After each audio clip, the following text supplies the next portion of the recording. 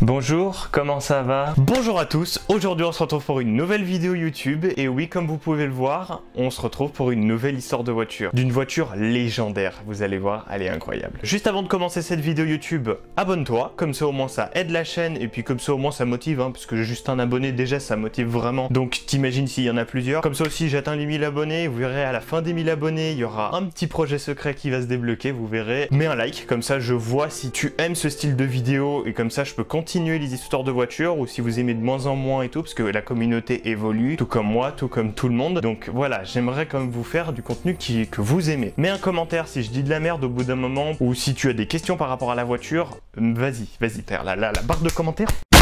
Voilà, donc tu mets un commentaire s'il te plaît. Pour le petit final, partage cette vidéo. Si tu connais quelqu'un qui aime la F40 ou si tu connais quelqu'un qui aime tout ce style de voiture ou ce style d'histoire, voilà, partage cette vidéo, comme ça au moins ça aide beaucoup et puis dis-lui de s'abonner aussi là parce que ça serait bien quand même. On va commencer cette petite vidéo sur l'histoire de la F40.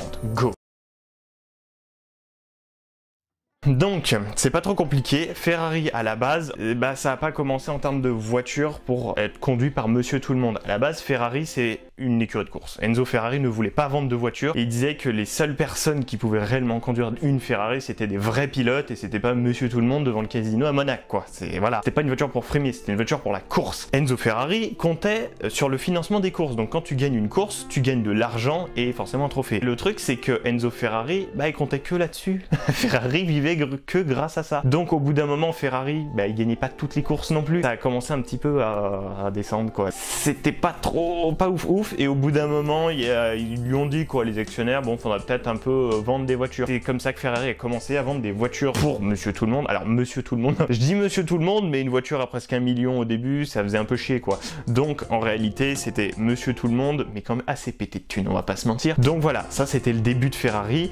Pourquoi et comment ils ont fait pour commencer à vendre ce style de voiture. Après, on continue au fur et à mesure du temps, donc Ferrari, ça reste les boss quand même dans le terme de course. Et en fait, quand ils faisaient des courses, les gens voyaient l'écurie Ferrari gagner et tout, ils disaient, j'en veux une, parce qu'ils vendaient déjà des voitures, enfin quelques-unes. C'était fait à la main, je crois qu'ils en vendaient, 70, un truc comme ça, moins de 70 par an, t'imagines? C'est tout fait à la main et tout, enfin c'était incroyable. Au fur et à mesure du temps, ils voient qu'ils peuvent gagner de l'argent en vendant leur voiture, mais ils font quand même des courses, ça fait de la pub. C'était comme ça qu'ils faisaient. Et au bout d'un moment, ils ont vu le groupe B, ils se sont dit, oh, mais c'est mignon ça, pourquoi on n'essayerait pas d'en faire? Et du coup, ils ont essayé. C'est des ouf. Parce qu'en fait, s'ils faisaient le groupe B, ils pouvaient du coup réussir à faire de la pub en quelque sorte, parce qu'ils allaient tout défoncer, ils allaient pouvoir faire de la pub pour leur marque et après pouvoir vendre plus de voitures. Donc du coup, ils ont lancé une fameuse voiture que vous connaissez tous, la Ferrari 288 GTO en 1984, donc qui fait partie du... C'est une divinité la voiture, enfin elle est magnifique. Alors après, dites-le moi en commentaire si vous aimez cette voiture, arrière, avant, enfin voilà, dites-le moi si vous aimez ce style de voiture, mais moi perso, j'aime bien l'arrière, l'avant je suis un peu moins fan, j'ai pu en voir deux en même temps en Suisse, c'est très joli, donc déjà un grand merci à Ferrari Genève, parce que vraiment c'est incroyable. Donc voilà, il lance cette voiture, et du coup ça c'était la voiture de commercialisation, forcément pour le groupe B il fallait faire 250 modèles, bon ils en ont fait plus que 250, on va pas se mentir, ils en ont fait 270 en tout, donc t'imagines bien qu'elle s'est bien vendue quoi. Le truc c'est que si tu sortais plusieurs modèles, du coup après tu pouvais faire de voitures de rallye. Et ils ont fait la version course pour le groupe B. La 288 Evolution. Nicolas. Alors ouais, non, et là ils ont fait de la merde quoi. Là, on va pas se mentir. En plus c'est Pininfarina qui a fait ça. Alors les Italiens font de très belles choses, mais là, pourquoi? Donc voilà, ils ont fait ça et en fait 1985 arrive, bam. Vous savez ce qui arrive, la fin du groupe B, c'est fini. Donc voilà, fin du groupe B, la voiture n'a jamais été utilisée, ils ont fait donc une Ferrari, ça veut dire que si le groupe B n'aurait pas existé, on n'aurait jamais eu la 280 GTO, donc vous imaginez un petit peu. À la fin, il se passait plus grand chose, et ils ont laissé un peu tout le truc, ils ont abandonné le projet. Et en fait, le truc c'est qu'il y a un client à Enzo Ferrari qui est venu voir et qui a dit, comment te dire, il y a mon fils qui a une Ferrari, et qui a littéralement tenu tête avec une BMW. Ça vaut 2 fois moins cher une BMW et ça va à la même vitesse qu'une Ferrari. Enzo Ferrari après ça il se dit là ça va pas, là non ça va pas.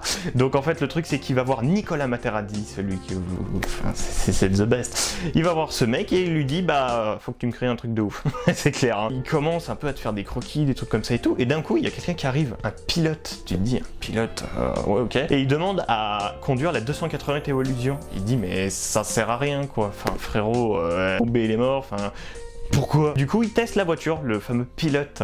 Et en fait, le truc, c'est que ce pilote était envoyé par Enzo Ferrari, qui était l'un de ses meilleurs pilotes. Et du coup, le pilote, au moment où il est revenu de sa petite balade en 280 évolutions, c'est normal, et ben, il a dit, c'est incroyable. Et du coup, Nicola Materazzi dessine, que ça soit le design comme la mécanique est exactement la même, inspiré de la 288 évolution pour faire une voiture que vous connaissez tous. Et de toute façon, vous l'avez vu dans le titre, la F40.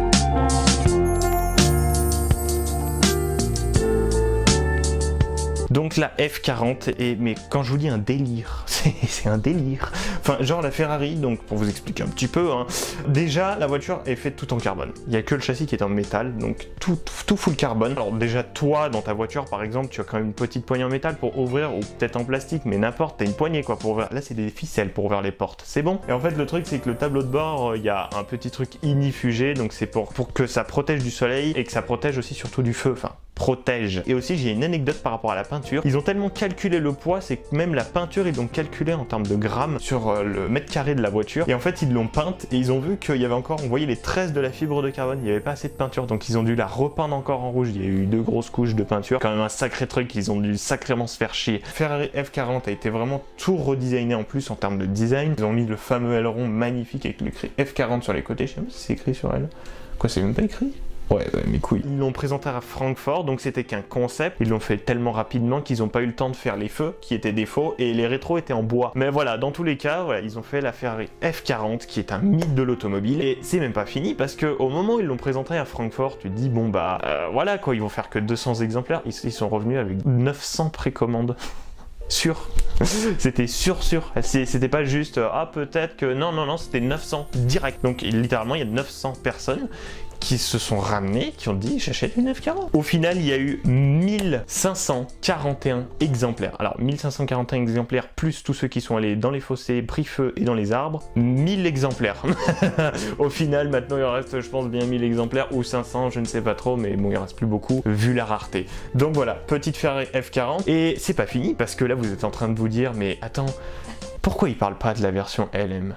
Oui, il y a une version LM, une version course. Alors, c'est une petite histoire, mais ça reste un truc assez sympathique. En réalité, bah, il y avait des propriétaires qui étaient pas assez fous, ils se sont dit, elle est pas assez dangereuse, bah non. Et en fait, le truc, c'est que la F40, ils avaient acheté une F40 et ils se sont dit, on veut une version course.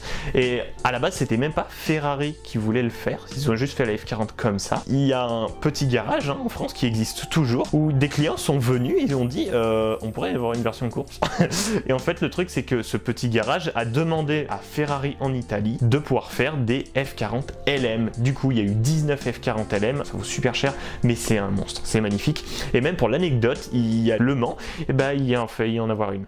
C'est même pas une vanne hein, ce que je suis en train de dire. Il devait inscrire une F40 LM au Mans et en fait ça a été annulé. Mais bon, dans tous les cas, il a failli avoir une LM, ça aurait été incroyable. Donc voilà l'histoire de la Ferrari F40 LM et de la F40 tout court. Par rapport aux petites anecdotes, oui, parce que ce n'est pas fini. Eh non. Après la F40, alors déjà, la F40 fait partie d'une lignée de 5 voitures. On a la 288 GTO, on a la Ferrari Enzo, Ferrari F50, la Ferrari et Ferrari F40. Deuxième anecdote, si vous croisez un jour une Ferrari F40 bleue ou jaune, ce n'est pas les bonnes configs. Si vous regardez le carnet d'entretien, enfin carnet de base de la voiture, en réalité elles sont toutes rouges, elles ont toutes été peintes en rouge, c'est juste des clients qui se sont dit bon bah on va changer la couleur et il y en a quelques-unes, il y en a même une rose, non, je crois qu'il y en a 2 dans le monde en tout en rose, enfin, c'est un délire. Donc voilà, il y a plusieurs versions de ces voitures dans d'autres couleurs. Personnellement, ma F40 préférée, à part le rouge, parce que le rouge elle est magnifique, c'est surtout de la couleur bleue, c'est un bleu pailleté presque nocturne avec les intérieurs rouges. Mais mec, c'est magnifique, c'est incroyable, enfin moi je trouve ça magnifique.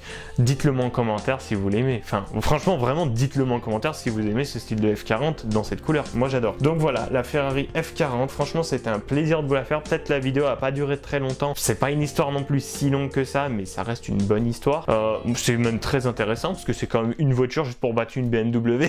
Au final le relou truc c'est que voilà, c'est une voiture que je trouve incroyable. Donc voilà, je vais encore faire le casse-couille, mais abonne-toi à cette chaîne YouTube, partage cette vidéo, mets un like si tu as aimé cette vidéo et puis bah à une prochaine vidéo, ciao, au revoir.